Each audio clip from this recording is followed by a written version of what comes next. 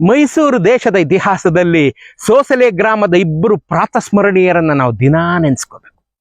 ಒಬ್ಬರು ಪುಣ್ಯಾತ್ಮರು ಸೋಸಲೆ ಅಯ್ಯ ಶಾಸ್ತ್ರಿಗಳು, ಮಹಾರಾಜ ದೈವಾಂಶ ಸಂಭೂತ ರಾಜರ್ಷಿ ನಾಲ್ವಡಿ ಕೃಷ್ಣರಾಜ ಒಡೆಯರ ಮೇಷ್ಟ್ರಾಗಿದ್ದರು ಸೋಸಲೆ ಅಯ್ಯ ಶಾಸ್ತ್ರಿಗಳು. ಇನ್ನೊಬ್ಬರು ಸೋಸಲೆ ಗರಳಪುರಿ ಶಾಸ್ತ್ರಿಗಳು, ಖುದ್ದು ಸೋಸಲೆ ಅಯ್ಯ ಶಾಸ್ತ್ರಿಗಳ ಮಗ. ಸೋಸಲೆ ಗರಳಪುರಿ ಶಾಸ್ತ್ರಿಗಳು 1913ನಲ್ಲಿ ಮಹಾರಾಜಾಸ್ ಕಾಲೇಜಲ್ಲಿ ಡಿಗ್ರಿ ಮುಗಿಸ್ತಾರೆ. 1914ಗೆ ವರ್ಲ್ಡ್ ವಾರ್ ಸ್ಟಾರ್ಟ್ ಆಗುತ್ತೆ.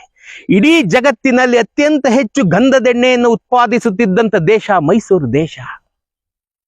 ಬ್ರಿಟಿಷ್ನವರು ಇಂಪೋರ್ಟ್ ಎಕ್ಸ್ಪೋರ್ಟ್ ಬ್ಯಾನ್ ಮಾಡ್ಬಿಡ್ತಾರೆ. ಗಂಧದೆಣ್ಣೆ ಎಲ್ಲ ಸ್ಟಾಕ್ ಆಗೋಗುತ್ತೆ. ಮಹಾರಾಜರು ಎಂಥ ನೆಗೆಟಿವ್ ಸಿಚುವೇಶನ್ ಅನ್ನು ಪಾಸಿಟಿವ್ ಆಗಿ ಹೇಗೆ ಪರಿವರ್ತನೆ ಮಾಡ್ತಾರೆ ಅನ್ನೋದಕ್ಕೆ ಇದು ನಿದರ್ಶನ. ಏನ್ ಮಾಡೋದು ಈ ಗಂಧದೆಣ್ಣೆಯಿಂದ ಅಂತ ಯೋಚನೆ ಮಾಡಿ ಸೋಸಲೆ ಗರಳಪುರಿ ಶಾಸ್ತ್ರಿಗಳನ್ನ ಕರೆದು, ಅಯ್ಯ ಶಾಸ್ತ್ರಿಗಳೇ, ತಾವು ಇಂಗ್ಲೆಂಡಿಗೆ ಹೋಗಿ ಕೆಮಿಸ್ಟ್ರಿನಲ್ಲಿ ಇನ್ನೂ ಉನ್ನತ ವ್ಯಾಸಂಗವನ್ನ ಮಾಡ್ಕೊಂಡು ಬನ್ನಿ ಅಂತ ಅವರನ್ನ ಇಂಗ್ಲೆಂಡಿಗೆ ಕಳಿಸ್ತಾರೆ. ಅವತ್ತಿಗೆ ಭಾರತದಲ್ಲಿ ವಿದೇಶ ಪ್ರಯಾಣ ಮಾಡಿದ ಬೆರಳೆಣಿಕೆಯಷ್ಟು ಜನರಲ್ಲಿ ಸೋಸಲೆ ಗರಳಪುರಿ ಶಾಸ್ತ್ರಿಗಳು ಒಬ್ರು. ಖುದ್ದು ನಾಲ್ವಡಿ ಕೃಷ್ಣರಾಜ ಒಡೆಯರು ಅಲ್ಲಿವರೆಗೂ ಯಾವುದೇ ಫಾರಿನ್ ಟೂರ್ ಮಾಡಿದವರಲ್ಲ. ಅಂತಿಪ್ಪ ಕಾಲದಲ್ಲಿ ಸೋಸಲೆ ಗರಳಪುರಿ ಶಾಸ್ತ್ರಿಗಳನ್ನ ಅರಮನೆ ಖರ್ಚಿನಿಂದ ಅವರು ಇಂಗ್ಲೆಂಡಿಗೆ ಕಳಿಸ್ತಾರೆ. ಇಂಗ್ಲೆಂಡಿನಲ್ಲಿ ರಸಾಯನ ಶಾಸ್ತ್ರವನ್ನು ಓದ್ಕೊಂಡು ಬರುವಂತ ಕಾಲಕ್ಕೆ ಮಹಾರಾಜರು ಮತ್ತೆ ಸರ್ ಎಂ ವಿಶ್ವೇಶ್ವರಯ್ಯನವರ ದಿವಾನರು ಸರ್ ಎಂ ವಿ ಅವರು, ನೀನು ಹೇಗಾದ್ರೂ ಮಾಡಿ ಅಲ್ಲಿನ ಸೋಪ್ ತಯಾರಿಸುವಂತ ಟೆಕ್ನಾಲಜಿನ ಕಲ್ತ್ಕೊಂಡ್ ಬರಬೇಕು ಅಂತ ಅವ್ರಿಗೆ ಹೇಳ್ಕೊಟ್ಟಿರ್ತಾರೆ. ಈ ಇಂಗ್ಲೆಂಡ್ನವ್ರು ಎಂತ ವಂಚಕರು ಅಂದ್ರೆ ಎಲ್ಲವನ್ನ ಕಲಿಸ್ಕೊಟ್ಬಿಟ್ಟು ಯಾವುದೇ ಸೋಪ್ ಫ್ಯಾಕ್ಟ್ರಿಗೆ ಇವರನ್ನ ಒಳಕ್ ಬಿಟ್ಕೊಳ್ಳೋದಿಲ್ಲ. ಆದ್ರೆ ಗರಳಪುರಿ ಶಾಸ್ತ್ರಿಗಳು ಬಿಡ್ಬೇಕಲ್ಲ. ಅವರು ಬಹಳ ಕಷ್ಟಪಟ್ಟು ಒಬ್ಬ ಚರ್ಚಿನ ಪಾದ್ರಿಯನ್ನ ಸ್ನೇಹಿತನನ್ನಾಗಿ ಮಾಡ್ಕೊಳ್ತಾರೆ. ಅವರನ್ನ ಒಲಿಸಿಕೊಂಡು ಚರ್ಚಿನ ಪಾದ್ರಿಯ ಸಹಾಯದಿಂದ ಒಂದು ಸೋಪ್ ಫ್ಯಾಕ್ಟ್ರಿಗೆ ಹೋಗ್ತಾರೆ. ಅಲ್ಲಿನ ಟೆಕ್ನಾಲಜಿಯನ್ನೆಲ್ಲ ನೋಡ್ತಾರೆ.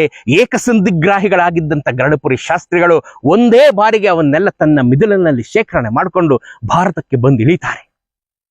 ಸರ್ ಎಂ ವಿ ಅವರು ನಾಲ್ವಡಿ ಕೃಷ್ಣರಾಜ ಒಡೆಯರು ಜಾತಕ ಪಕ್ಷಿ ಅಂತ ಕಾಯ್ತಾ ಇರ್ತಾರೆ. ಬಂದ್ಯಪ್ಪ, ಕಲ್ತ್ಕೊಂಡ್ ಬಂದ್ಯಪ್ಪ, ಬಾ. ಮತ್ತೆ ಭಾರತದ ಮೊತ್ತ ಮೊದಲ ಮೈಸೂರು ಸ್ಯಾಂಡಲ್ ಸೋಪ್ ತಯಾರಾಗಿದ್ದು ಹೀಗೆ. ಸೋಸಲೆ ಗರಳಪುರಿ ಶಾಸ್ತ್ರಿಗಳನ್ನ ನಾವು ಪ್ರೀತಿಯಿಂದ ಸೋಪ್ ಶಾಸ್ತ್ರಿ ಅಂತ ಕರಿತೀವಿ. ನೋಡ್ರಿ, ಮೈಸೂರು ಸ್ಯಾಂಡಲ್ ಸೋಪ್ನ ಪ್ರಪ್ರಥಮ ನಿರ್ದೇಶಕರಾಗಿ ಈ ಸೋಸಲೆ ಗರಳಪುರಿ ಶಾಸ್ತ್ರಿಗಳು ಅಧಿಕಾರವನ್ನ ತಗೊಳ್ತಾರೆ. ಇಲ್ಲಿರುತ್ತಲ್ಲ ಗಂಧದೆಣ್ಣೆ ಸ್ಟಾಕು 1914ನಲ್ಲಿ ಎಕ್ಸ್ಪೋರ್ಟ್ ಇಂಪೋರ್ಟ್ ಬ್ಯಾನ್ ಮಾಡಿರ್ತಾರಲ್ಲ ಬ್ರಿಟಿಷ್ನವರು, ಅದನ್ನೆಲ್ಲ ಉಪಯೋಗಿಸ್ಕೊಂಡು ಸೋಪ್ ತಯಾರಿಕೆಗೆ ಬಳಸ್ಕೊಳ್ಳಾಗುತ್ತೆ. ನಾಲ್ವಡಿ ಕೃಷ್ಣರಾಜ ಒಡೆಯರು ಎಂಥೆಂಥ ಕಷ್ಟವನ್ನ ಮೀರಿ ನಮ್ಮ ದೇಶಕ್ಕೆ ಸೇವೆ ಮಾಡಿದರೆ ಅನ್ನೋದಕ್ಕೆ 10,000 ಕಾರಣಗಳಲ್ಲಿ ಇದು ಒಂದು ಕಾರಣ.